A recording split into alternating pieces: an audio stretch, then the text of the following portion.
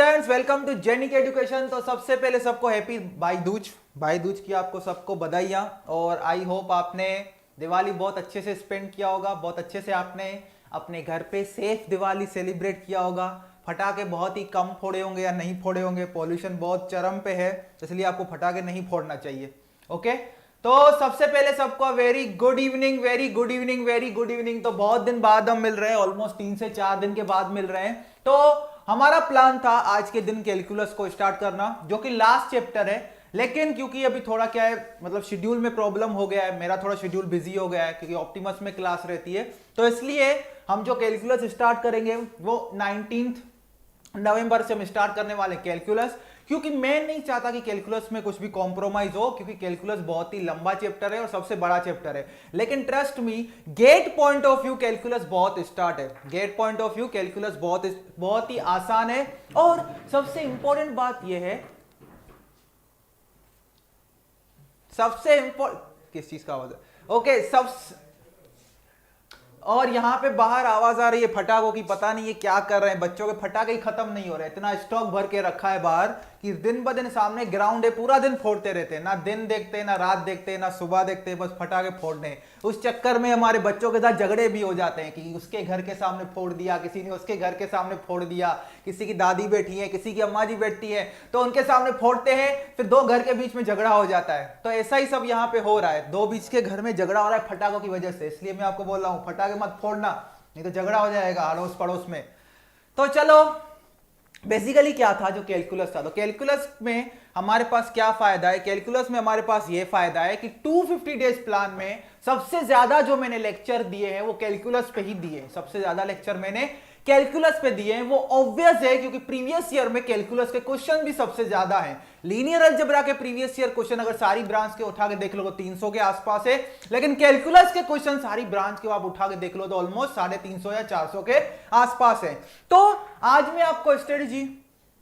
मैं आपको बेसिकली ये बताने वाला हूं इस सेशन में। तो सबसे पहले आपको क्या करना है, आज मैंने असाइनमेंट अपलोड किया है किसका, जो Cauchy's integral theorem, Cauchy's integral formula, Cauchy's residue theorem, इन तीनों कॉन्सेप्ट्स के बेस पे मैंने आज एक असाइनमेंट डाला है। उसमें 15 से 16 क्वेश्चन होंगे, वो आप ट्राई कीजिए। उसमें कोई भी डाउट है तो आप आ जाइए टेलीग्राम ग्रुप में, टेलीग्राम ग्रुप का लिंक नीचे दिया गया है, वहां हम सॉल्व करेंगे। और दूसरी बात जो इस सेशन में ले रहा हूं, तो इस लाइव सेशन क्योंकि यहां पे ले रहा हूं, अगर मैथ्स के regarding GATE point of view कोई भी क्वेरी है कि कैसे फिर मतलब रिवीजन कैसे करना है या पर्टिकुलर टॉपिक में किसी में डाउट है, तो आप यहां पे कमेंट कर सकते हैं। वो में आज जनरल हम बातचीत करेंगे और हम देखेंगे कि रिवीजन स्ट्रेटेजी क्या है, आपको चीजें रिवाइज कैसे करनी है वो हम देखेंगे। आज मैं आपको बताऊंगा, जैसे कि 4 चैप्टर ऑलरेडी खत्म हो चुके हैं आपका, प्रोबेबिलिटी, डिफरेंशियल इक्वेशंस, फिर कॉम्प्लेक्स एनालिसिस, फिर लीनियर अलजेब्रा, ये 4 चैप्टर खत्म हो चुके हैं। तो उनको रिवीजन कैसे करना है, कहां से करना है, वो सब आपको बताऊंगा।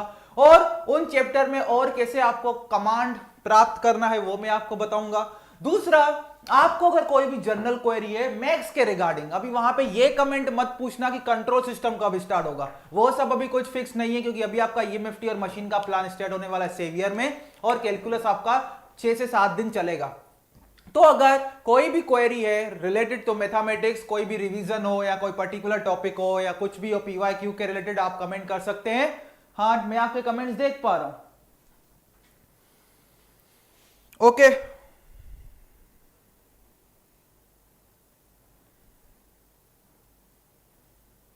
गुड इवनिंग सबको, गुड इवनिंग सबको, गुड इवनिंग सबको, गुड इवनिंग। कुछ भी यहां पे डाउट हो तो कमेंट कीजिए कृपया करके। लाइव सेशन इसलिए रखा गया है, जो कैलकुलस आपका स्टार्ट होगा मैं बता देता हूं। कैलकुलस जो स्टार्ट होगा वो आपका 19 से होगा। किससे? 19 नवंबर से। कैलकुलस आपका जी सेवियर में 19 नवंबर से स्टार्ट होगा, क्योंकि मेरा ऑप्टिमस का चल रहा है मैथमेटिक्स, वहां पे अगर कुछ बच्चे हो तो यहाँ पे बता सकेंगे। ऑप्टिमस का चल रहा है, तो ऑप्टिमस मेरा 18 तक खत्म हो जाएगा, 2 क्लास बाकी है। तो उसके बाद क्योंकि क्या है, फिर अगर दोनों क्लास हो जाएंगी तो क्या है, मुझे कैलकुलस आपको बहुत अच्छे से समझाना है, तो मैं फिर एक सिर्फ मेरे पास कैलकुलस जी सेवियर का क्लास रहेगा, तो मैं आपको अच्छे से कॉप अप कर लूंगा और पूरा यहाँ पे बता दूंगा। तो बेसिकली मैं आपको बताऊंगा, ये जो अभी 3 दिन है यहाँ पे, 17 और 18, 2 दिन, 17 और 18, कल का और परसों का दिन, उसको कैसे आपको यूटिलाइज करना है। तो सबसे पहले क्या करोगे, आज अगर पॉसिबल हो या कल पॉसिबल हो, तो आप क्या करोगे, अभी आपके पास 2 दिन है, 17 और 18 नवंबर, 17 और 18 नवंबर। इन 2 दिन में आप क्या करना है वो देखिए। सबसे पहले आपको क्या करना है, सबसे पहले जिन स्टूडेंट्स ने जो 250 डेज मेरे क्लासेस कंप्लीट नहीं किए हैं, जो मैं पर लेक्चर आपको बताता हूं, ये 250 डेज वाले आप लेक्चर देखते जाइए। तो सबसे पहले 250 डेज के जो मैंने आपको लेक्चर प्रिस्क्राइब किए हैं वो देखने हैं। 250 डेज के जो लेक्चर मैंने आपको दिए हैं वो सबसे पहले उनको खत्म करो, फिनिश करो, ठीक है। उसके बाद क्या करो, अगर आपका कोई भी असाइनमेंट मिस हो गया है तो जी सेवियर ऐप में सारे असाइनमेंट्स अपलोडेड है, तो क्या करो, असाइनमेंट्स को कंप्लीट करो, असाइनमेंट्स को कंप्लीट करो। क्योंकि most of students, majority of students ने ऐसा नहीं किया होगा, कुछ ही गिने चुने स्टूडेंट्स है जो प्लान को, हर प्लान में ऐसा ही होता है, कुछ गिने चुने सिंसियर स्टूडेंट्स होते हैं जो प्लान को रिग्रेसली फॉलो करते हैं, बाकी के स्टूडेंट्स टाइम पास करते हैं। वो कैसे स्टूडेंट्स होते हैं, किस टाइप के स्टूडेंट्स, यहाँ पे बहुत मेजोरिटी स्टूडेंट्स इस टाइप के होते हैं जो हर जगह मुंह मारते हैं, हर चैनल पे मुंह मारते हैं, और बाद में कंक्लूजन निकलता है कि कुछ पता ही नहीं चला। तो मैं आपको बोलूंगा एक ही चैनल अच्छे से फॉलो करो, एक ही। अगर आपको गेट या कोई भी एग्जाम के लिए प्रिपेयर करना है तो always follow a single source, always follow a single source, otherwise आपके लिए बहुत बड़ा प्रॉब्लम हो जाएगा, जाल में फंस जाओगे। तो कोई भी एग्जाम के लिए प्रिपेयर कर रहे हो, सिंगल सोर्स को फॉलो करो। अगर गेट के लिए प्रिपेयर कर रहे हो, जेनिक को फॉलो कर रहे हो, इलेक्ट्रिकल या ईसी या आईएन ब्रांच के लिए, तो रिगरसली जेनिक को ही फॉलो करो। कोई भी चैनल जिसके साथ आपका सिंक्रोनिज्म बैठ रहा है, अच्छे से एक ही फॉलो करो। एक से ज्यादा फॉलो करोगे तो फंस जाओगे।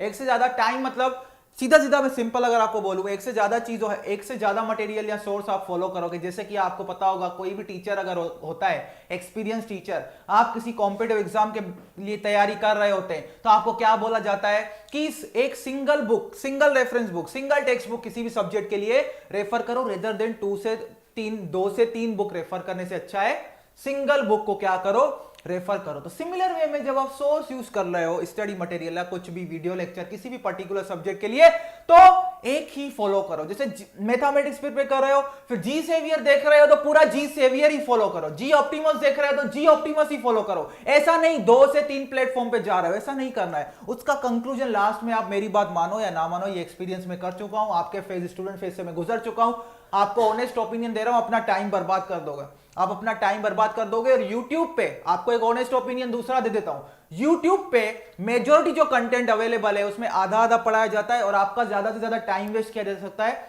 आपके साथ फालतू की बातें करने में टाइम। और मुझे लगता है स्टूडेंट्स, मतलब मेजॉरिटी स्टूडेंट्स वही है जिनको फालतू की चीजों में बहुत इंटरेस्ट है, इसलिए वहां पे लेक्चर देखने जाते हैं, फालतू की चीजें होती है। तो आप अपना देखो ना, क्या आप यहाँ पे कोई भी लेक्चर होता है तो आप क्या एक्सपेक्ट कर रहे हो, कोई टीचर आपके साथ यहाँ कॉमेडी करेगा, टीचर यहाँ आपके साथ कॉमेडी करके आपका टाइम वेस्ट करेगा, या ये लेक्चर 1 घंटा आपके लिए लाइफ डिसाइड कर सकता है, इतना बड़ा इंपॉर्टेंट फैक्टर है। तो अगर आपको सिर्फ कॉमेडी चाहिए तो वो तो मूवीज ऑलरेडी यूट्यूब पे है, ठीक है ना, हेरा फेरी देखो, हंगामा देखो, इतनी सारी कॉमेडी मूवीज है, वो सब देखो। ये लेक्चर में तुम कॉमेडी देखने आते हो क्या? हर चीज का एक टाइम होता है। एंटरटेनमेंट चाहिए तो मूवीज देखो, ग्राउंड पे खेलने जाओ, लेकिन पढ़ाई करने जब आ रहे हो तो लेक्चर सिंसियरली फॉलो करो। फिर ये एक्सपेक्ट मत करो, हाँ लेक्चर जो डिलीवरी होगा वो हम पूरी कोशिश करेंगे कि आप लेक्चर में बोर ना हो, डेट इज डिफरेंट थिंग। लेकिन आप ये एक्सपेक्ट करके अगर लेक्चर में आ रहे हो कि लेक्चर में पूरी तरह से कॉमेडी होगा, जिसे हम भी 1-2 जोक बीच में मजाक कर लेते हैं, वो आपका माइंड फ्रेश करने के लिए, मूड फ्रेश करने के लिए, ठीक है ना। लेकिन आप ये सोच के आओगे कि लेक्चर में कॉमेडी होगा, तो फिर आपकी सोच बिल्कुल गलत है। जो जिस काम के लिए बनाया गया है वही होगा, कॉमेडी तो मूवीज में ही होगा, ठीक है ना। टाइम पास तो फालतू का टाइम बर्बाद करोगे वेब सीरीज में, तो वहां जाओ। लेकिन जब लेक्चर देखने जा रहे हो तो सिंसियर लेक्चर को फॉलो करो और अच्छे से पढ़ो। तो मैंने क्या बोला, 19 नवंबर से कैलकुलस स्टार्ट करेंगे, 1 वीक में कैलकुलस खत्म करेंगे, और 17 से और 18 नवंबर आपके पास 2 दिन है। इन 2 दिन में जो भी 250 डेज का बाकी है लेक्चर खत्म करो, और असाइनमेंट जो भी बाकी है आप खत्म करो। असाइनमेंट आज का मैंने पोर्टल पे डाल दिया है, 2 दिन बीच में दिवाली थी तो मैं नहीं डाल पाया, तो ऑफिस क्योंकि बंद था। लेकिन आज जैसे ही ऑफिस खुल गया मैंने शाम को असाइनमेंट डाल दिया। असाइनमेंट नंबर 13, वहां पे 12th मिसिंग है, नंबर में मिस्टेक हो गया है। 12th था ही नहीं, 11 के बाद 13 थे, वो 13 एक्चुअली 12th ही है, नंबर में वहां पे मिस्टेक हो गया है। क्लियर? ओके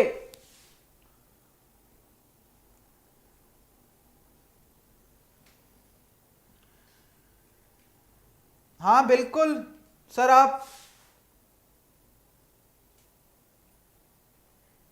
चलो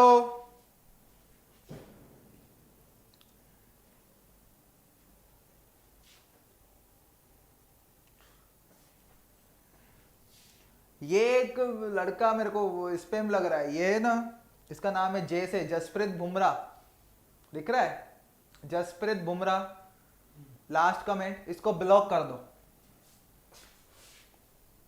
जसप्रीत बुमराह को ब्लॉक किया जाए माय लॉर्ड। हाँ ठीक है, हो गया, ब्लॉक हो गया। ये फालतू की मैं बोल रहा हूं यहां पे नौटंकी मत करो, और नौटंकी फैलाने आ गए। अभी यहां पे ध्यान दो, यहां पे ध्यान दो, ये कैलकुलस के लिए नहीं है। कैलकुलस में 250 डेज कौन सा देखना है वो मैं लेक्चर बाय लेक्चर बताऊंगा।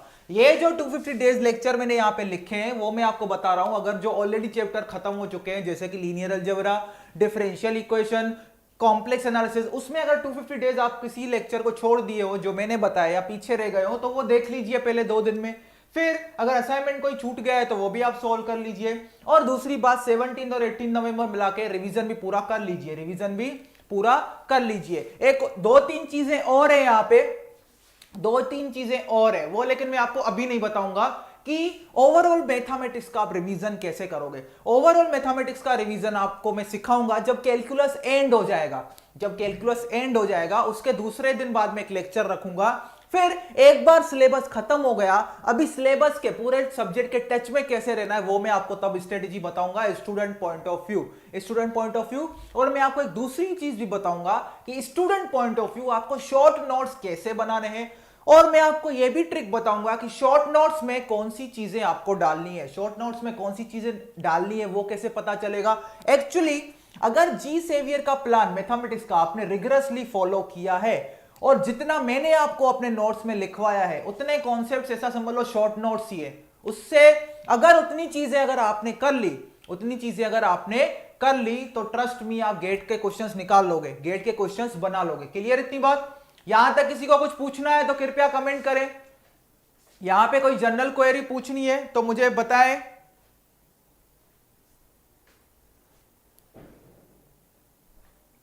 यहां तक सबको good evening, good evening, good evening. देखो देखो मैं कुछ चीजें आपके साथ क्लियर करना चाहता हूं, मेरे स्टूडेंट्स के साथ मैं कुछ चीजें क्लियर करना चाहता हूं। जो हम इंटीग्रेशन और डिफरेंशिएशन 12th क्लास में पढ़ते थे उनके मैं डायरेक्ट आपको रिजल्ट्स ही बताने वाला हूं। इंटीग्रेशन और डिफरेंशिएशन के मैं डायरेक्ट रिजल्ट्स ही आपको बताऊंगा, वो रिजल्ट्स ही मैं बताऊंगा नहीं, आप याद कर लेना। जैसे कि मैं यहां पे ऐसा नहीं बताने बैठूंगा कि साइन एक्स का डेरिवेटिव कॉस एक्स होता है, कॉस एक्स का डेरिवेटिव माइनस साइन एक्स होता है, टेन एक्स का डेरिवेटिव सेक स्क्वायर एक्स होता है, वो सब चीजें मैं यहां पे नहीं बताने वाला हूं। सेक स्क्वायर का इंटीग्रेशन 10x होता है, वो सब चीजें मैं यहां पे नहीं बताऊंगा। और आप एक्सपेक्ट भी नहीं कर रहे हो कि इस लेवल पे मैं वो चीजें आपको बताऊं। वो बाय हार्ट आपको याद रखनी है, वो बाय हार्ट आपको याद रखनी है। जो स्टैंडर्ड इंटीग्रेशन के रिजल्ट है, स्टैंडर्ड डिफरेंशिएशन के रिजल्ट है, वो सब चीजें आपको बाय हार्ट याद रखनी है।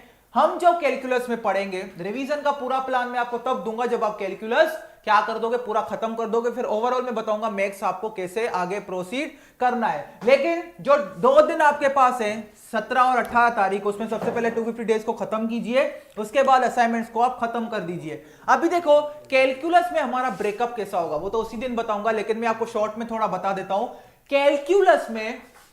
कैलकुलस में देखो क्या क्या टॉपिक्स होंगे हमारा, लिमिट्स होंगे, फिर कंटिन्यूटी एंड डिफरेंशिएबिलिटी होगा, फिर क्या होगा, सिंगल इंटीग्रल होगा, डबल इंटीग्रल्स होगा, फिर आपका आएगा वेक्टर कैलकुलस। तो हम यहां पे वो टॉपिक्स डिस्कस करेंगे जी सेवियर मैथमेटिक्स में जो मैंने 250 डेज प्लान में डिस्कस नहीं किए। जैसे 250 डेज प्लान में मैंने उस पे लिमिट के क्वेश्चंस नहीं लिए, 250 डेज प्लान में मैंने लिमिट के क्वेश्चंस नहीं लिए, तो मैं यहां पे लिमिट का हम कैलकुलस जो स्टार्ट करेंगे वो लिमिट से ही स्टार्ट करेंगे। नहीं, पहले मैं थोड़ा फंक्शन का इंट्रोडक्शन दूंगा, फंक्शन क्या होता है, उसके बाद लिमिट की। हम लिमिट बहुत आसान है, लिमिट के हम एग्जांपल्स करेंगे। लिमिट में भी जो स्टैंडर्ड लिमिट्स के रिजल्ट होते हैं, जैसे limit x tends to 0 sin x upon x क्या होता है 1, वो मैं भी डायरेक्ट ही लिख पाऊंगा, वो हम डिराइव नहीं करने वाले। Limit x tends to 0 tan x by x is equal to 1, वो सब स्टैंडर्ड रिजल्ट्स है, वो मैं आपको डायरेक्ट लिखवा दूंगा, क्लियर इतनी बात? वो लिखने के बाद हम लिमिट्स के कुछ गेट के प्रॉब्लम्स करेंगे, वो खत्म हो गए। उसके बाद आपको करना होता है कंटिन्यूटी एंड डिफरेंशिएबिलिटी पे प्रॉब्लम्स। तो कंटिन्यूटी एंड डिफरेंशिएबिलिटी हम जी सेवियर में नहीं पढ़ेंगे, क्योंकि कंटिन्यूटी एंड डिफरेंशिएबिलिटी के मैंने 5 से 6 problems with full concepts 250 days plan में बता दिए, तो वो डायरेक्ट आप वहां पे फॉलो करेंगे। और वहां पे मैंने गेट के क्वेश्चन ही आपको वहां पे बताए हैं। कंटिन्यूटी एंड डिफरेंशियबिलिटी जैसे ही खत्म हो गया, उसके बाद टॉपिक आता है मैक्सिमा एंड मिनिमा। मैक्सिमा और मिनिमा कैसे निकालते हैं किसी फंक्शन का, सिंगल वेरिएबल फंक्शन के केस में, वो 250 डेज प्लान में पूरा कॉन्सेप्ट के साथ बता दिया है, तो वो लेक्चर भी आप वहीं पे जाके देखोगे। उसके बाद यहां पे हमारा सिंगल वेरिएबल कैलकुलस खत्म होता है। क्या खत्म होता है? सिंगल वेरिएबल कैलकुलस खत्म होता है। फिर बात आती है मल्टी वेरिएबल कैलकुलस की, या ऐसा भी बोल सकते हैं यहां पे डिफरेंशियल कैलकुलस खत्म। अभी आगे इंटीग्रल कैलकुलस चालू होगा। तो इंटीग्रल कैलकुलस में मैं आपको सिंगल इंटीग्रल के जो कॉन्सेप्ट्स हैं वो मैं आपको सिखाऊंगा, उसके बेसिक स्टैंडर्ड रिजल्ट्स आपको लिखवा दूंगा और 2-3 गेट के एग्जांपल्स करेंगे। उसके बाद आता है डबल इंटीग्रल। उसके बाद क्या आता है? Double integral. तो डबल इंटीग्रल का जो क्वेश्चन है, पूरा कॉन्सेप्ट है, वो 250 डेज प्लान में बताया गया है। डबल इंटीग्रेशन जो change of order of integration होता है वो भी 250 डेज प्लान में बताया गया है। डबल इंटीग्रेशन में चेंज ऑफ वेरिएबल्स जैकोबियन का कैसे यूज होता है वो भी 250 डेज प्लान में मैंने बता दिया है। क्लियर इतनी बात? तो ये सब ऐसा समझ लो, कैलकुलस को अगर मैं 100% मानूं तो 60%, 60 to 70% हमने, ऐसा मान लो 70% 250 डेज प्लान में क्या हो गया, मैंने कवर कर लिया है विद फुल कॉन्सेप्ट। लेकिन अब 250 डेज प्लान में आपको गाइडेंस की जरूरत होगी, वो मैं आपको गाइड करूंगा। तो बेसिकली हमें जी सेवियर में क्या करना है, एक तो लिमिट वाला टॉपिक करना है, दूसरा सिंगल इंटीग्रल वाला कॉन्सेप्ट करना है। कंटिन्यूटी, डिफरेंशियबिलिटी, मैक्सिमा, मिनिमा वो 250 डेज प्लान में जा चुका है। सिंगल इंटीग्रल वाले क्वेश्चंस करेंगे। डबल इंटीग्रल्स वाले क्वेश्चन ऑलरेडी, उसमें जो भी टाइप्स आ जाते हैं, change of order of integration, change of variables, area under the curve, वो सब, हाँ एरिया अंडर द कर्व का क्वेश्चन मैंने वहां पे नहीं करवाया 250 डेज प्लान में, तो वो हम करेंगे और बाकी के जो टॉपिक्स है वो 250 डेज प्लान से फॉलो करेंगे।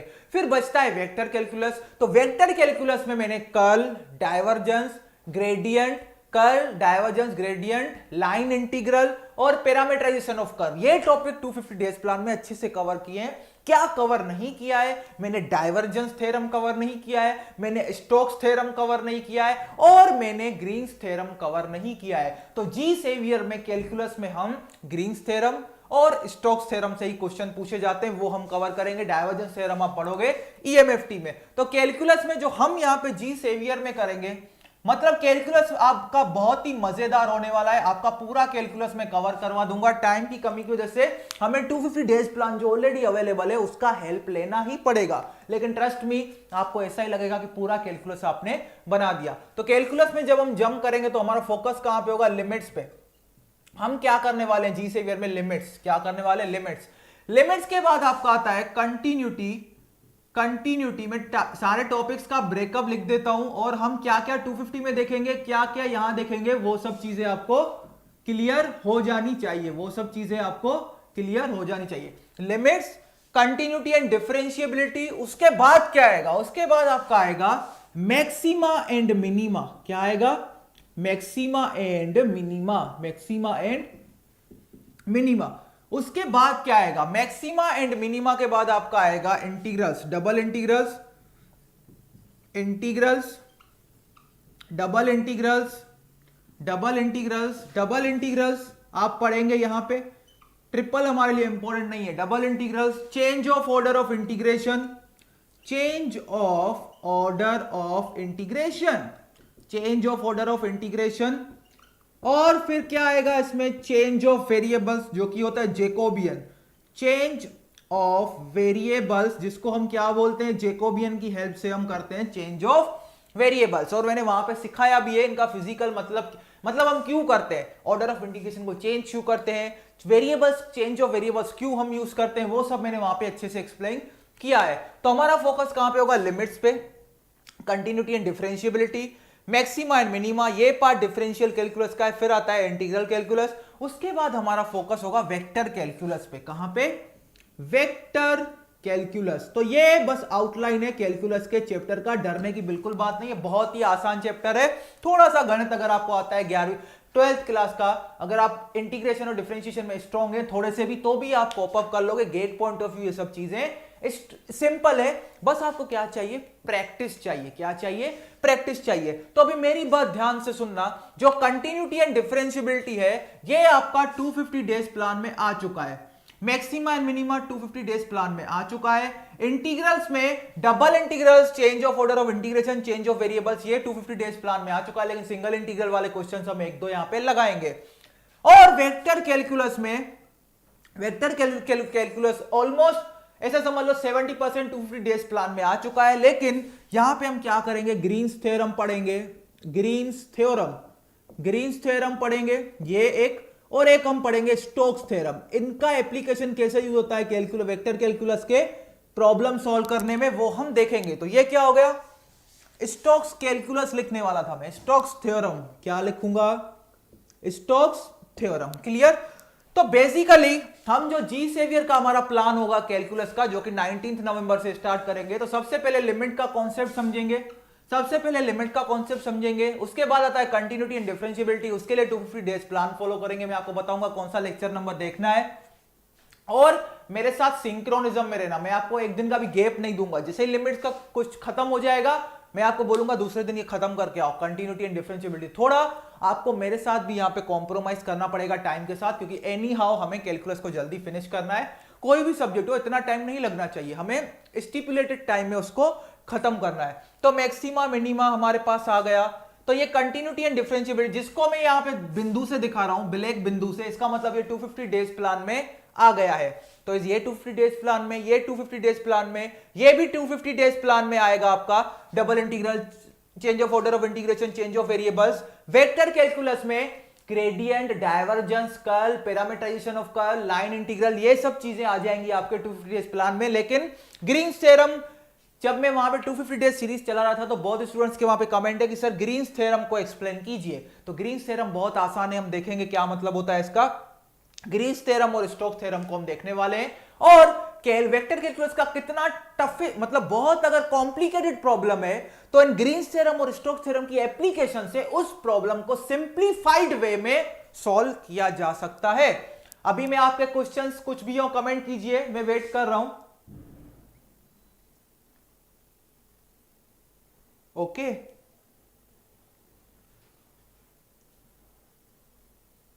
हाँ, स्टैंडर्ड रिजल्ट में डायरेक्ट ही बता दूंगा, मैं स्टैंडर्ड रिजल्ट थोड़ी डिराइव करूंगा, डिराइव नहीं करना है हमें। ओके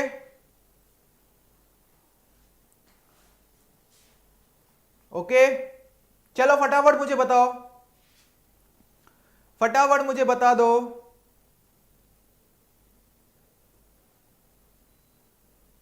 देखो, जैसे लीनियर अलजेब्रा में हमने थ्योरी अच्छे से कवर किया था, ठीक है, तो अच्छे से हमने कवर कर लिया, प्रॉब्लम्स हमने सॉल्व कर लिए। लेकिन कैलकुलस में जो स्ट्रेटजी मैं आपको बताऊंगा, आप वो स्ट्रेटजी फॉलो करना, आपके प्रॉब्लम सॉल्व हो जाएंगे, कोई भी प्रॉब्लम आपको नहीं होगी, ट्रस्ट मी। अभी जी सेवियर, क्योंकि बहुत सारे स्टूडेंट्स मैक्स के 150 से 200 जी सेवियर पूरा रिगरसली फॉलो कर रहे हैं, तो ट्रस्ट मी, मैं जो भी आपको पूरा प्लानिंग करके करवाऊंगा, ऐसा तो नहीं है आपको धोखा दे दूंगा, ऐसा तो नहीं आपका माइंड डाइवर्ट करूंगा, ऐसा तो नहीं है किसी जाल में आपको फंसा दूंगा, बिल्कुल नहीं। ट्रस्ट मी, मुझे पता है गेट में किस लेवल तक पूछा जाता है, तो मैं आपको सारे टॉपिक्स वो करवा दूंगा और इस तरीके से प्रॉब्लम सॉल्व करवा दूंगा ताकि आपकी उस टॉपिक्स में अच्छे से कमांड बन जाए। तो ये कैलकुलस का आउटलुक है, पूरा टॉपिक वाइज ब्रेकअप है। अगर और कोई टॉपिक आपको लगता है कैलकुलस में जो कि छूट रहा है, या जिसमें आपको स्टूडेंट्स को बहुत डाउट होता है, तो आप बता सकते हैं, मैं यहां पे इंक्लूड कर दूंगा।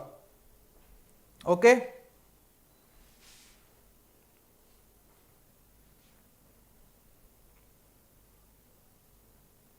नहीं नहीं नहीं, देखो मैं आपको क्लियर एक चीज कर दूं, ट्रांसफॉर्म थ्योरी हट गया है सिलेबस से, ट्रांसफॉर्म थ्योरी सिलेबस से हट चुका है। लाप्लास ट्रांसफॉर्म, आप पता नहीं क्यों इतने लोग डर रहे हैं, जबकि लाप्लास ट्रांसफॉर्म, फॉरियर ट्रांसफॉर्म, ये सब तो सिग्नल एंड सिस्टम के कोर्स के पार्ट है। तो अगर सिग्नल एंड सिस्टम का कोर्स फॉलो किए होंगे, तो आप जेनिक का क्रैश कोर्स भी देख सकते हैं।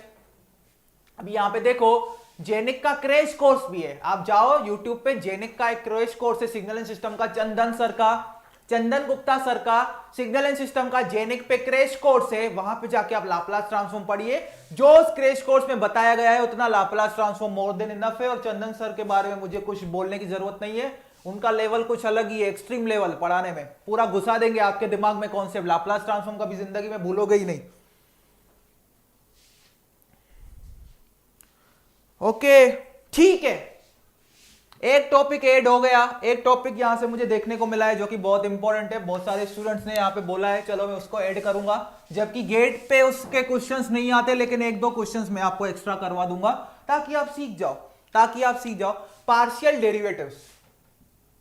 Partial partial derivatives, partial derivatives. Oh my God, 7:30 हो गए। और कोई सेशन है क्या इसके बाद? नहीं है, मतलब मैं पूरा फुल फॉर्म में ले सकता हूं। पार्शियल डेरिवेटिव्स,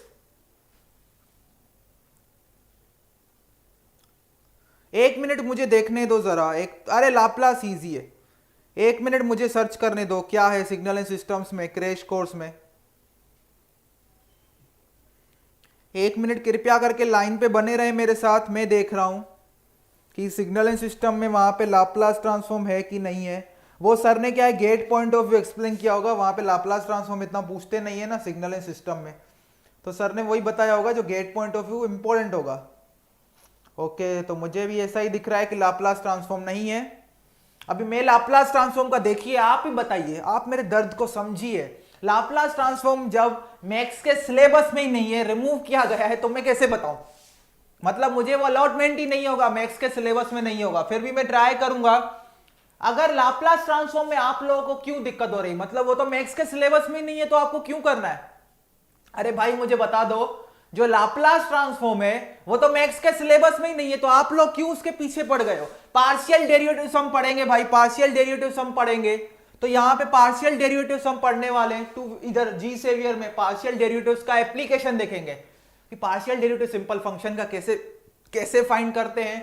पार्शियल डेरिवेटिव की हेल्प से कोई मल्टी वेरिएबल फंक्शन है एक जिसमें इंडिपेंडेंट वेरिएबल एक से ज्यादा है, तो वहां पे उस फंक्शन का मैक्सिमा या मिनिमा कैसे निकालते हैं। फिर अगर दो या दो से ज्यादा इंडिपेंडेंट वेरिएबल हो तो उस फंक्शन का मैक्सिमा मिनिमा कैसे फाइंड करते हैं यूजिंग लाग्रांज मल्टीपल, वो सब हम देखेंगे। लेकिन एक बात मुझे बताओ, जब लाप्लास ट्रांसफॉर्म सिलेबस में ही नहीं है तो आपको क्यों करना है?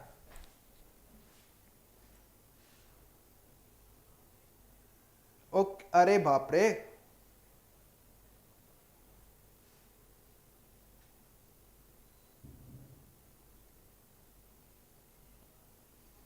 हाँ लाप्लास ट्रांसफॉर्म नहीं है, मैंने देख लिया, मैंने देख लिया, लाप्लास ट्रांसफॉर्म नहीं है, लाप्लास ट्रांसफॉर्म नहीं है, मैंने देख लिया। अभी मुझे 1 मिनट का आप टाइम दीजिए, मैं आपके लिए कुछ अरेंजमेंट कर रहा हूं, मैं देख रहा हूं सारी पॉसिबल चीजें। कृपया बने रहिए, कृपया बने रहिए। 1 मिनट, अभी कंट्रोल सिस्टम्स के कोर्स में देखता हूं, मेरे साथ बने रहिए।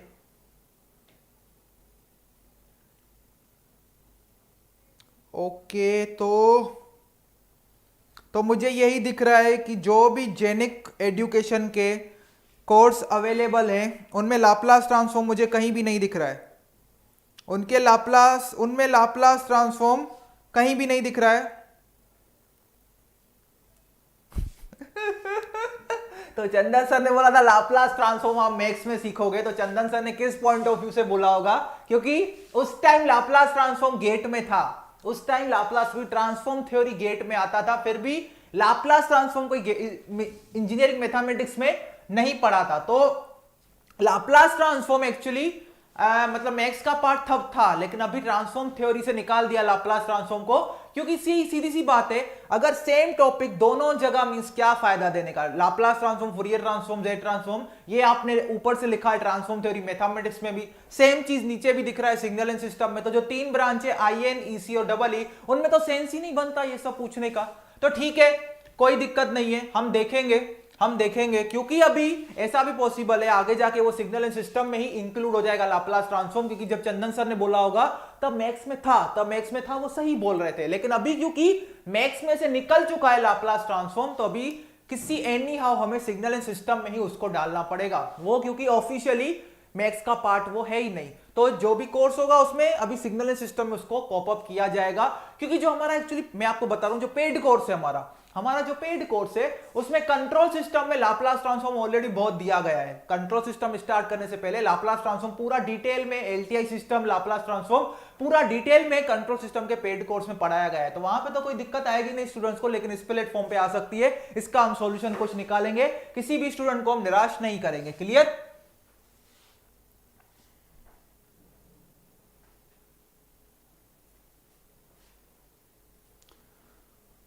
कंट्रोल में नहीं है, लेकिन कंट्रोल सिस्टम के पेड कोर्स में है लाप्लास ट्रांसफॉर्म। लेकिन जो कंट्रोल सिस्टम का आपको फ्री कोर्स दिख रहा है जेनिक पे क्रैश कोर्स, उसमें लाप्लास ट्रांसफॉर्म आपको नहीं मिलेगा। उधर डायरेक्ट डोमिनेंट पोल का कॉन्सेप्ट और फाइनल वैल्यू और इनिशियल वैल्यू थ्योरम मिलेगा। वो मैंने यहां पे अभी देख लिया। तो चलो इस सेशन को हम यहीं पर रखते हैं। तो कैलकुलस लाप्लास ट्रांसफॉर्म का हम देखेंगे। लाप्लास ट्रांसफॉर्म चलो अभी छोड़ो। लाप्लास ट्रांसफॉर्म अगर सर ने बोला है तो कोई दिक्कत नहीं है। बोल के मतलब क्या, सर को फंसा दोगे क्या तुम लोग? सर बोल दिया तो क्या पत्थर की लकीर हो गई क्या?